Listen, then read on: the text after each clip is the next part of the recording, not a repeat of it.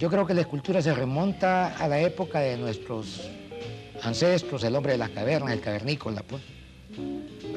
Y hago una paradoja o un medio chiste que digo yo de que lo más probable es que un dinosaurio se quería comer a un coterráneo de esa época de nosotros, ¿verdad?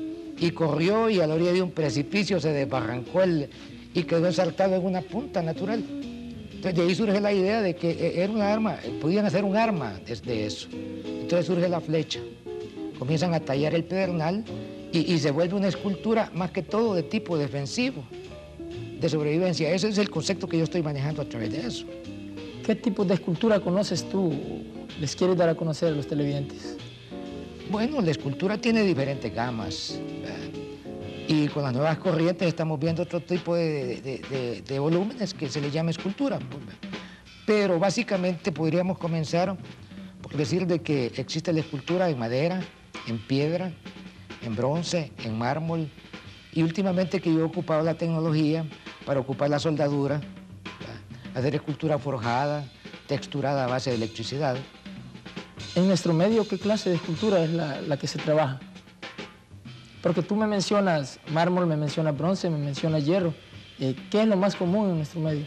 Bueno, en nuestro medio lo más común que se ha dado por llamar escultura es hacer un modelado y llevarlo a un vaciado, que trabaja en dos vías. ¿Por qué no le explicas al televidente qué es modelado, ya que nos mencionas modelado, nos mencionas vaciado? Mira, pero para que el público... el modelado prácticamente se determina cuando tú llegas a una escuela académica, o sea, vas buscando la academia. Lo primero que se te enseña es hacer una estructura de alambre y comenzar a formar una figura o con barro o con plastilina. Entonces tú le quitas, le pones y encuentras la forma que tú buscas de acuerdo a tus valores estéticos. Luego le sacas un contramolde de yeso. Luego despegas el contramolde y haces un vaciado. Lo puedes hacer como se acostumbra ahorita, que lo hacen con polvo de mármol, cemento blanco y chispa. Entonces sale el proceso cuando ya endura, prácticamente es una escultura, pues. Pero no necesariamente el que la hizo es un escultor, porque básicamente él siempre será un modelador. Un escultor se determina cuando trabaja directamente el volumen. Entonces existe la diferencia entre modelador y escultor. Es lógico. Mira, yo siempre he dicho de que en Europa el verdadero escultor se perfila con el mármol. Y podemos apreciar las grandes bellezas de Miguel Ángel Buonarroti, que ha sido el escultor por excelencia, pues. Pero ese era un trabajo directo, ¿verdad? En cambio tenemos el caso de que hay el escultor que hace un modelado y lo lleva a un vaciado. Él no penetra la materia, él no la transforma. Él simplemente hace un modelado y lo lleva a un vaciado y lo presenta como una escultura. Lógicamente el producto final es una escultura, pues, pero el que la hizo básicamente no es un escultor, es un modelador. Es que yo creo que habría que tocar ese tema así en una forma bastante cruda y abierta para que nuestro público, pues al que estamos tratando de llevarles un conocimiento más didáctico, pueda diferenciar y tenga conciencia de qué es realmente lo que está viendo. Porque en nuestro medio se da la problemática de que no dicen, lo dicen modelado, no que solo dicen, es una escultura y yo soy escultor. Entonces perdemos la dimensión y yo creo que a estas alturas es bien importante de que comencemos por ser honestos dentro del quehacer cultural. Si queremos rescatar los valores que hemos perdido, comencemos por eso. ¿Tú con qué material trabajas, Miguel Ángel Avilés? Mira, yo a veces considero de que quizás soy demasiado presumido y es probable que lo sea, ¿no? Pero yo pretendo trabajar todas las materias que me lleguen a la mano, porque todas me sirven para hacer arte.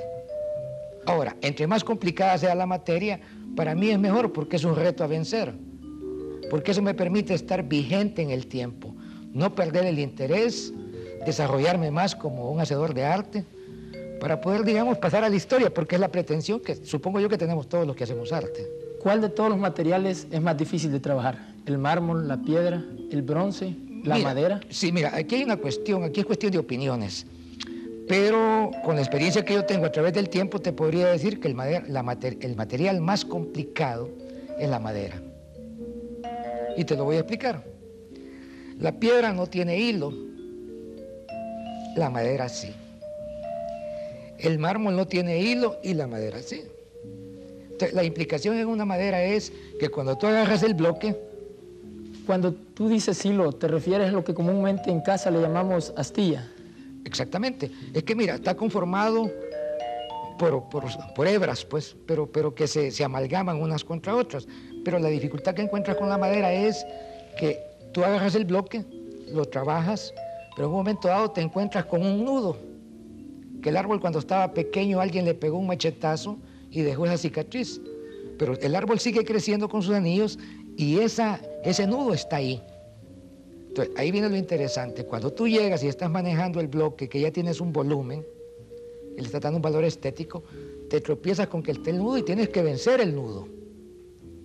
Y entonces, ahí viene la implicación. Por eso digo yo que es lo más complicado. Porque ¿cómo vas a trabajar esa maraña entrelazada de hilos?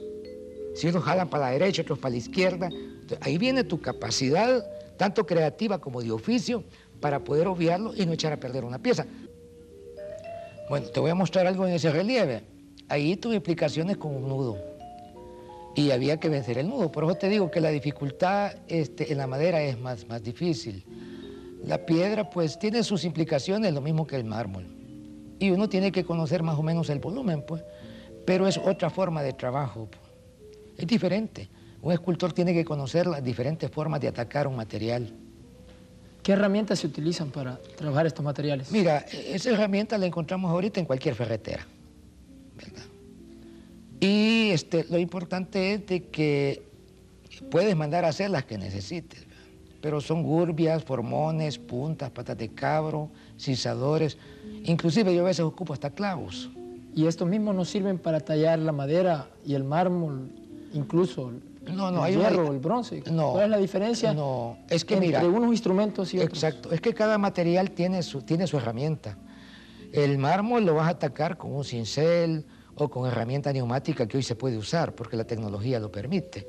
Aunque digamos, con los recursos que contamos nosotros, los que hacemos escultura en este país, nos sale demasiado oneroso, demasiado caro tener un aparato neumático para hacer una escultura monumental.